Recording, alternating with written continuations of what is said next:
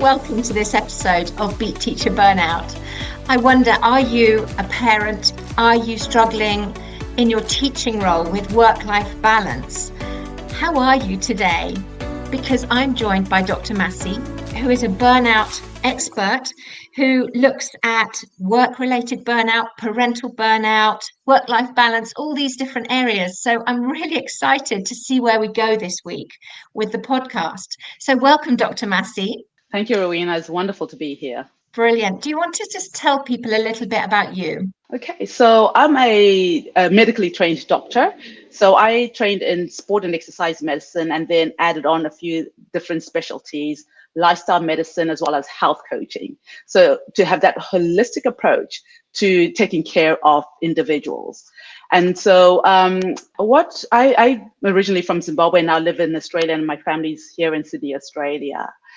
And what got me interested in really this area of work-life balance and burnout is my own experience, not so much in burnout, but in the stresses of trying to balance work, family, and studies as a fully qualified medical doctor who was now doing specialist training in sports and exercise medicine.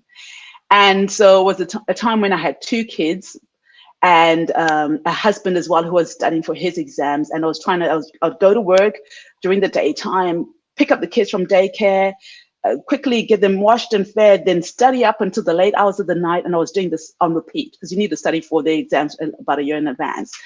And I was doing all the studying and I kept on failing my exams. And it was very stressful and I couldn't understand what I was doing wrong. So the more I failed, because you sit the exams every year, I would study harder and still fail again. And I couldn't understand it. And no one knew what was going on. They were like, it's not your knowledge. I'm like, if it's not my knowledge, why do I keep on failing these exams? And so eventually I saw a performance psychologist, and she pointed out to me it was my work-life balance that was off kilter. So it was askew, unbalanced. I was spending so much time focusing on the studying and on work and pushing my family aside and not taking such good care of myself. I would run, but it wasn't, but that was only one aspect of my self-care. So once you helped me see that it was my work-life balance that was off, and I started making time for all those areas in my life, things improved, my stress levels went down, I passed my exams. So it was, and I would have been, I'm sure if it didn't have carried on, would have eventually burnt out. Wow. Okay. That's a very, very powerful message in that. And I suppose people are going to be thinking, oh my goodness, I have no work-life balance. Where do we start? Yeah, it's challenging because often the blame is or the focus is on work. Work has got to change. Organizations have got to change. Those changes come slow, and you're either lucky to be working for an organization that really cares about the welfare of their people, and that's not always the case. So it's not just about focusing on the organization. We have to look at the things that what can we do for ourselves while we're making those other changes in those areas. And so the first thing I'll say is about noticing stress when we're beginning to feel stress. And often we don't see it ourselves. It's people around us that see it. And so even if as someone you're thinking, oh, they look like they're stressed and burnout, it's important to mention it to them and talk to them and try and bring awareness into the piece. So it's about us trying to monitor ourselves and also the people around us looking out for us. Okay, so if school leaders or anyone in a school is listening to that, that's a very, very powerful message, isn't it? Because I certainly teach about self-awareness being so important, but actually it's also about being aware of those around us and what they might need, and them being aware of perhaps some danger signs. Mm-hmm. Absolutely. Often we miss the early signs as part of what we normally do for as far as managing stress. So I'll start off by just explaining, because sometimes it's easier to work from one extreme and to talk about what burnout is. So the official definition of burnout is complete mental, emotional, and physical exhaustion due to some stresses in one's life. And these stresses can come from three main areas that have been talked about in the past. There could be work-related stresses, where we then talk about work-related burnout. There's caregiver stresses, where we can talk about caregiver burnout. And then there's parental stresses, where we can talk about parental burnout. Now, I have to just say that these terms were much more loosely used before 2019, because in 2019, the World Health Organization came up with an official definition that said burnout should only be that term should only be applied to work-related situation. So an occupational phenomenon is what they described it as. And so we shouldn't really be using it outside of things that are work-related. I still use it because it's easier for people to understand it in those divisions, because the symptoms are similar. It's just that the stresses are different. So first of all, it's really extreme exhaustion, physically, mentally, emotionally. And then it's a matter of what's causing it. So do you want me to talk about, say, the parental burnout and work-related burnout, for example, the differences there? Sure, go ahead. Right. So if we look at, say, parental burnout, sometimes they say 3 or 4 main characteristics that you can tell when someone is burnt out as a parent, has got that physical, mental, and emotional exhaustion. Firstly is the complete exhaustion in the child-related duties. So loss of energy, exhaustion in that area.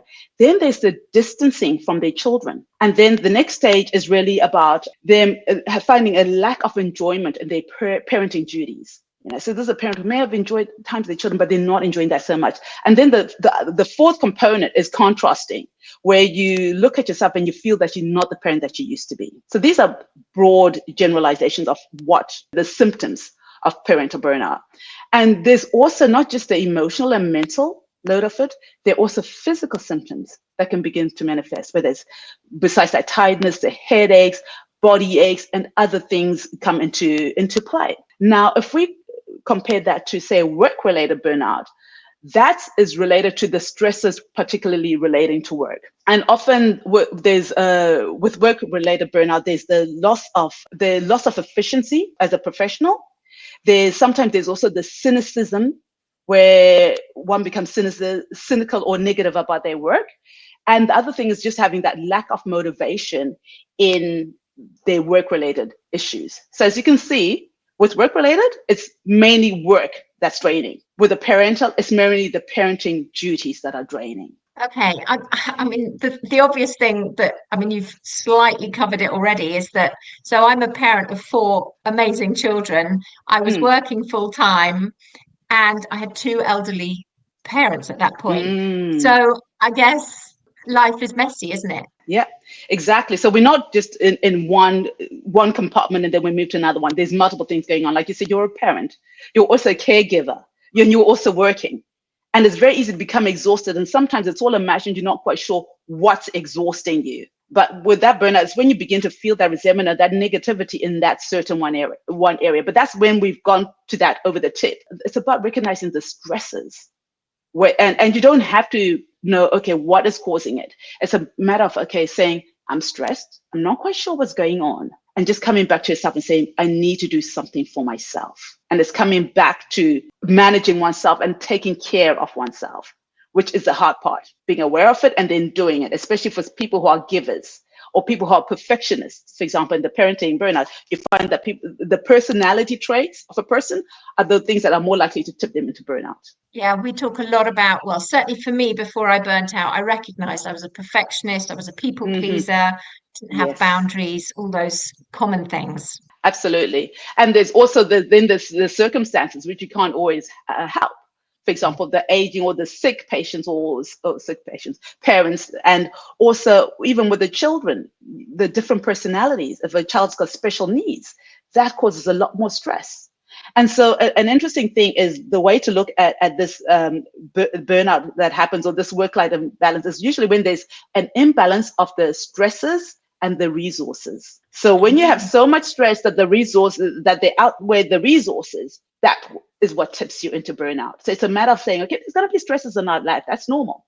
But when things are getting a lot more in the stress area, we've got to build up on the resources. It's that support. It's that self-care. It's those things that will help tip things back. Okay, can you talk a little bit about the resources that we need then? Yeah, and so everyone has got different models. And so what I find really useful, what I like to talk about, is my SOS work life. I call it work life flow because it allows things to flow. Nothing's completely, one way or the other balance. So work life flow. It's called the SOS work life flow framework.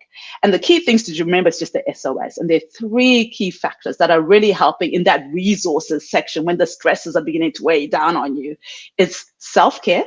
organization, and support. And those are the three key things that will help tip you back into a more stable area, into relieving and reducing some of those stresses. Okay, so everyone talks about self-care. It's an easy word to use, but before I burnt out, what teachers and leaders say to me now is, I am so busy. I, Mm-hmm. I stopped going to the gym. I stopped eating well because I was eating takeaways or ready meals because I didn't have the time Mm-hmm. or the energy, to look after myself in that way. How do you get yourself out of that cycle so self-care looks like a priority?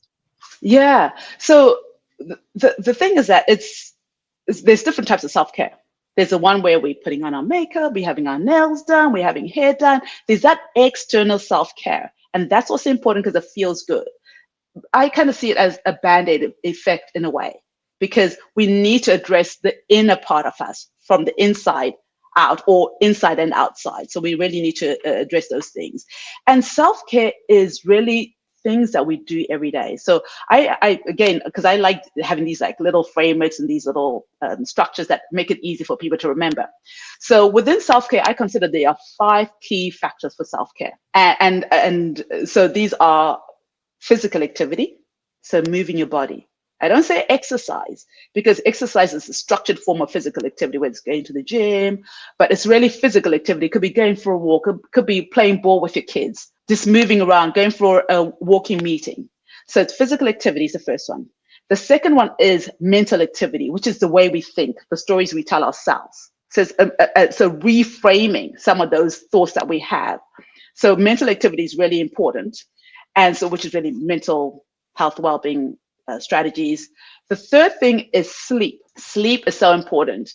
But the power of sleep is tremendous in that it can fix so many parts of us, our emotional parts of us, physical and mental as well. So sleep is the third part. The fourth one is nutrition.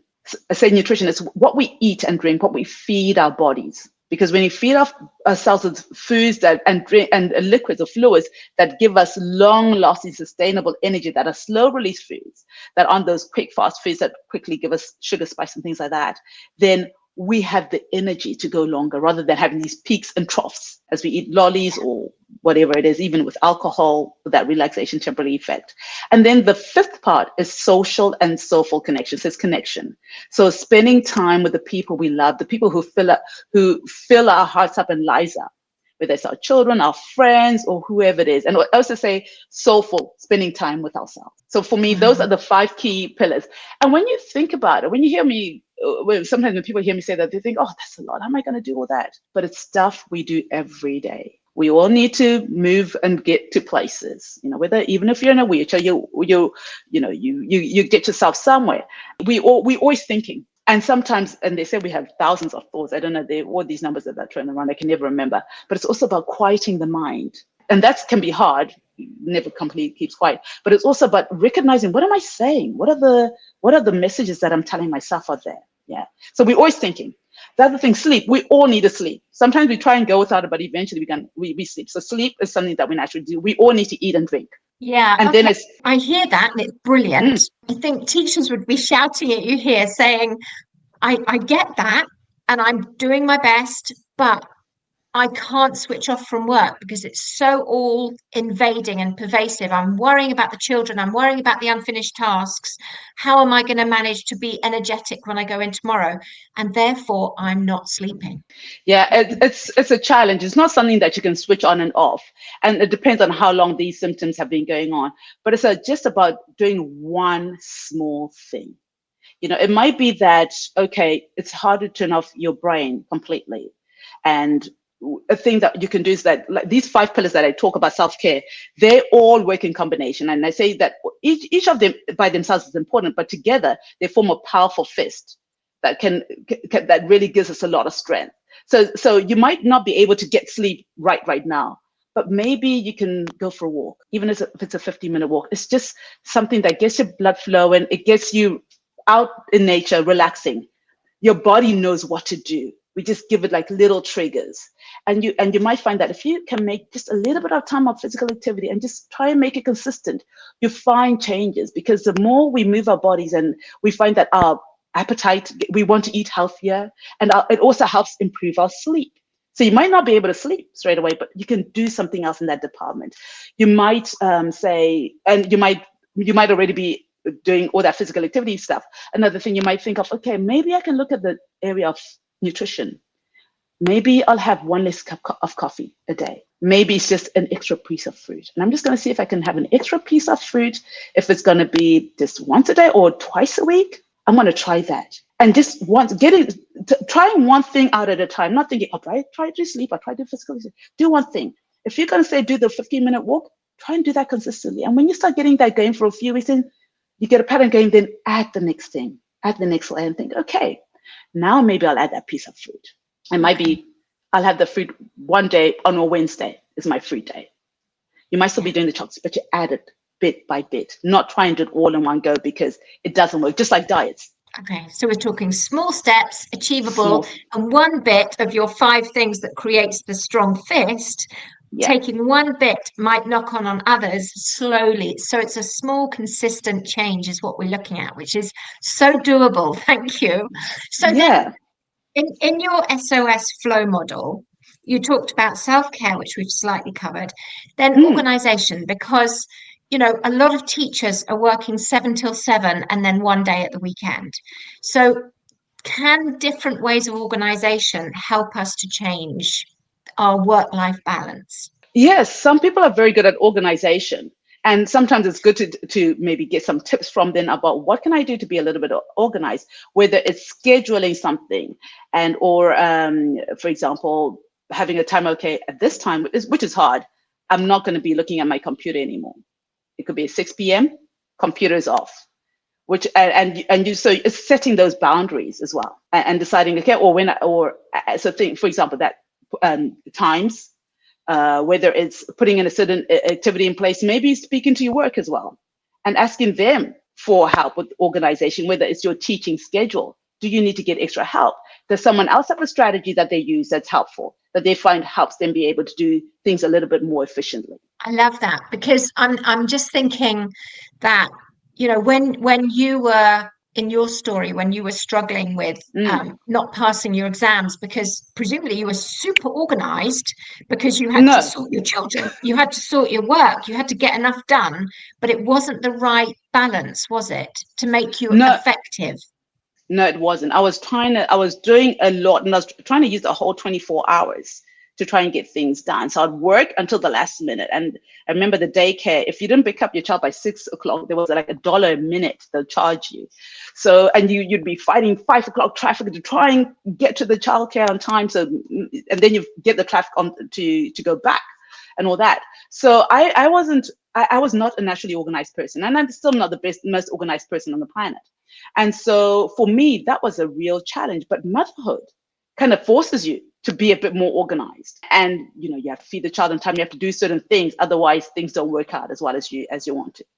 So organization wasn't a strength of mine, that's for sure. Yeah, I think 2 things come to me. One is a parent with 2 special needs children, beautiful children, amazing parent, and she said that someone said to her one day, I'm going to say to you, you have permission to sit down for half an hour with a cup of tea. I'm giving you that permission. And she said she almost needed the external permission to do something for herself, where she stopped because she just had so much to do all the time to support these children, as well as just life.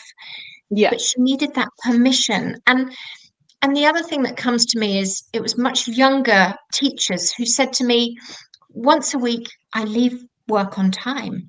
And then another day a week, I put that I'm leaving at this time and I'm going to do exercise. And they were very intentional about putting things into their diary that stopped them working. Because I remember my youngest child said to me, we used to watch TV every night just for an hour or something before they went to bed. Yeah. And I would be on my laptop doing my emails. It's the only time I could get on top of my emails. And one day my laptop broke because I thought I was giving them quality time, right? Yeah. And my laptop broke, so I then was sitting with them. We would chat back and forth anyway, even if I was doing my emails. But they said to me, "Finally, Mum, I've got your attention." Yeah. And I realized that for my children, this multitasking sort of myth, it's a load of rubbish, because Yeah. what they wanted was an hour of mum, Yeah. uninterrupted, undivided attention of me. And I thought they were getting that, but they really Mm. weren't. It was such an eye opener, but actually, it Yeah. wasn't healthy for me either.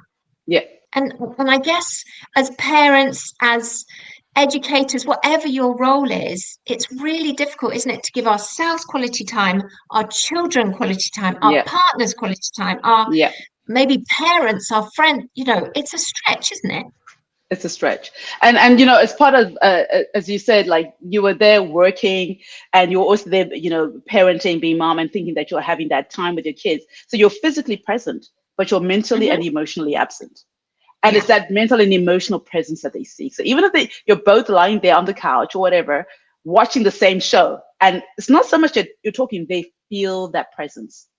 And then sometimes you might talk about the show, and there's that interaction, and that is so key. And as part of as the organization part, because it reminded me, and you're talking about the all the different things that we have to do.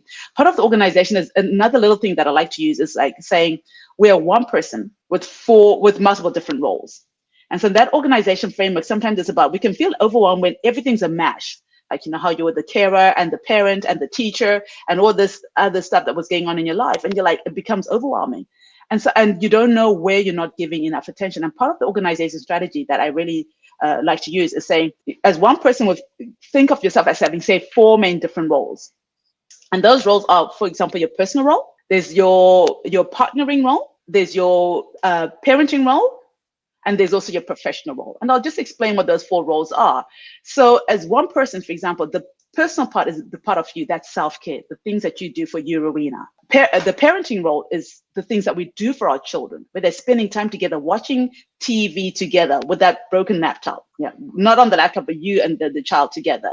The other thing is the partnering part, which is sometimes forgetting, whether it's this romantic partner in your life, if you're fortunate enough to have one, spending time with them. It could be the partnering, it could be your parents spending a bit of time with them, or giving them a call. And then the 4th part is that professional side, which is the work-related side. And I'll tell you one thing, work takes care of itself. Work will eat into all the other things. And if you look at those different roles and you think, okay, what am I doing for work? There's probably plenty. But you look at what am I doing as a partner? Maybe not that much. Maybe we need to throw in a date night, or maybe I need to call my parents. What am I doing as a parent? Often we are doing a lot for our kids, but sometimes we're not with them, even though we're running around doing stuff. And sometimes it is the case that we just need to go through the motions. But just spending a little bit of time with those headphones off or whatever it is, and just having that little interaction. And then personal time. What am I doing for Rowena? It's like, oh, have I, had a glass of water? Have I gone for a little walk? Done a few little stretches? Do something that you enjoy, even if it's painting. Listen to your music. Wow, that's, I love that, because, as parents, and whether we work or not, actually, we tend to just run around like headless chicken. And that question, Mm, what have I done for me today? Even something mhm. small, as you say, it can start something small. And I love that. Before we finish, I would just love you to give a summary of your SOS flow model, the 3rd element, which is support. Can you just tell us a little bit Oh, about what yeah. you mean? Support is getting help from other people. And this can be very hard for people especially who are givers, who are used to helping other people. For them to accept help sometimes can be extremely difficult. And there's that thing about giving yourself permission. Like you talked about the person who had to be told, give yourself permission. But it's about giving yourself permission that it's okay to get that help, to get that support. Because as humans, we're social species. We're not designed to be alone. There's no man or woman that's an island. We need the people around us, and we've got a pack, because we can't do it alone. So reaching out for that support, and this support can be paid or unpaid support. If you're fortunate enough to be able to afford paid support, where there's someone to help clean the house, do the laundry, get the groceries delivered, that's wonderful. Sometimes we don't have that.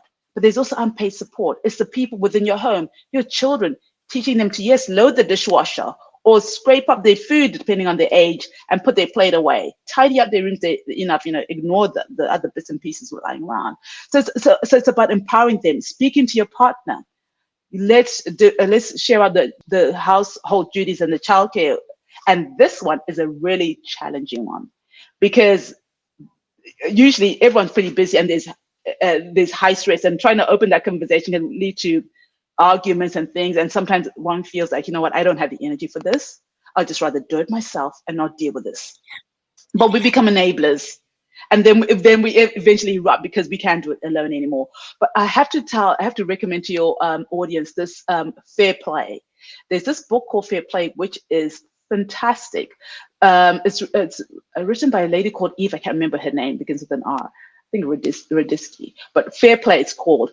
And she talks about how strategies to get your partner to do more. And she actually created a game called a Fair Play game, where you have all the things that we do that cause that emotional burden and mental load that go unrecognized, invisible stuff. And you can play this game with your partner, and really for them to become more aware of what you're doing. Obviously, there's ways you need to broach the subject, but I think it's a fantastic resource about ways to get support in maybe a little bit of a fun way than just blurting it out when you lose yourself. So that support is, like I said, that paid and unpaid support. So important. Also from work, asking for that, I need to leave work early because I've got an appointment, or I need support in the classroom. That's not always easy because it's a matter of funding, right? But to even speaking to your colleagues, how else can they support you? Even recognizing someone's stressed out and they need a bit of time off. That's also that support that we can give to others who aren't asking themselves. Yeah. So we're coming back again, aren't we, to noticing the signs in ourselves, but also noticing the signs in those around us, whether it's other parents or actually other teachers or whoever it is. Yeah, starting to watch for that. Wow, Dr. Masi, I can't believe we've covered such a lot today. Thank you so much. If people want to find out more about, what you offer and how you support people, how can they find you? They can find me on LinkedIn. I'm Dr. Masi. There's my maiden name that I'll probably, maybe you can put it in the podcast notes. So Dr. Masi on LinkedIn is a great way to get in touch with me. And on my LinkedIn, I've got 2 newsletters. There's Work-Life Balance for mothers, but it's not just for mothers, it's also for fathers and even non-parents. And I've also got a leadership, health and wellbeing newsletter. So you can get some resources and little tips and tricks. And also there's my website, which is www.herselfhealth.com. So getting resources there. And that's going through a rebrand and a revamp at the moment. So things might change by the time people see it, but those are the 2 main ways. Okay, amazing. Well, thank you so much for all your wisdom and your input. And thank you everyone for listening. Thank you, Rowena. Thanks for listening. I hope you took something of value from today.